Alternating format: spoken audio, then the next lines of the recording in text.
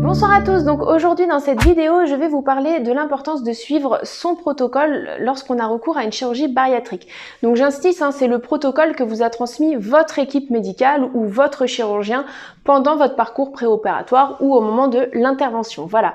Je rappelle donc que j'ai été slivée il y a maintenant 3 ans, en novembre 2016, et je rappelle que je ne suis pas professionnelle de santé, que je partage simplement mon expérience. Voilà. Alors j'insiste énormément sur le sujet. Vous pouvez le voir qu'à chaque début de vidéo, je rappelle que je ne suis pas professionnelle de santé et que c'est très important à chaque fois que j'aborde tout ce qui est alimentation, diététique, etc. Qu'il faut impérativement suivre votre protocole médical en fait que vous a transmis en tout cas votre équipe médicale. Aujourd'hui, certes, il y a les réseaux sociaux, il y a pas mal d'échanges et c'est super chouette parce que ça permet du coup de pouvoir échanger et d'avoir plein de retours, de témoignages différents et ça c'est hyper enrichissant. Ça permet parfois de rassurer, de mieux se préparer, de pouvoir anticiper les difficultés, etc. Donc ça c'est super chouette.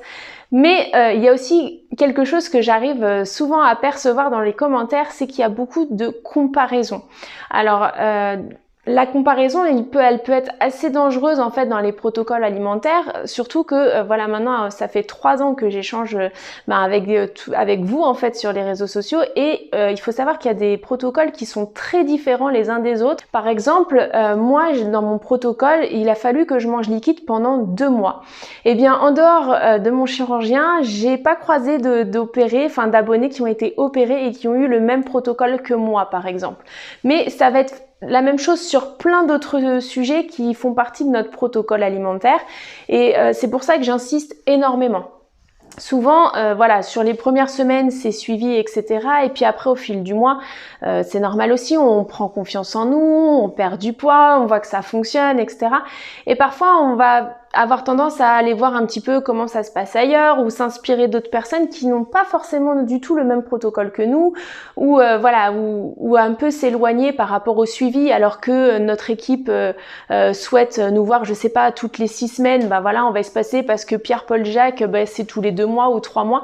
Mais il faut savoir que voilà, c'est important quand on choisit le lieu où on se fait opérer, quand on choisit son chirurgien, on choisit aussi sa façon de travailler, son accompagnement. En fait, c'est un choix qui est vraiment très très large et on choisit également sa façon de faire et ce qu'il nous conseille. Et il faut savoir qu'après, là-dessus, je suis pas calée dans le domaine, etc. Mais je pense que chaque chirurgien a son protocole parce que ça répond à sa façon de faire et peut-être que d'un chirurgien à l'autre, ils ont aussi des façons de faire qui peuvent être très différentes, même en termes de chirurgie ou autre. Voilà, là, je rentrerai pas dans le détail puisque c'est pas mon domaine et que je n'y connais pas plus que ça, c'est simplement des suppositions. Mais pour vous dire que voilà, c'est très très important de suivre son protocole. Je le redirai à chaque fois. Surtout, voilà, soyez vigilants, avoir un témoignage, expliquer des ressentis, des sensations, ça c'est super intéressant. Mais dès qu'on doit dévier sur le protocole, au tout du moins, ou si vous avez quelque chose que vous souhaitez mettre en place, etc., consultez toujours votre équipe médicale et surtout votre diététicienne. Ça, le suivi diététique, c'est hyper important. Donc voilà, soyez vigilants là-dessus. Voilà, moi je sais que moi-même j'ai été un peu confrontée en ayant un peu trop de confiance en moi. Donc voilà, restez bien vigilants. N'hésitez pas à me dire si vous aussi vous avez constaté ce genre de choses sur le long terme. Est-ce que voilà, vous vous êtes un peu écarté de votre protocole ou au contraire vous êtes resté bien rigoureux ou rigoureuse.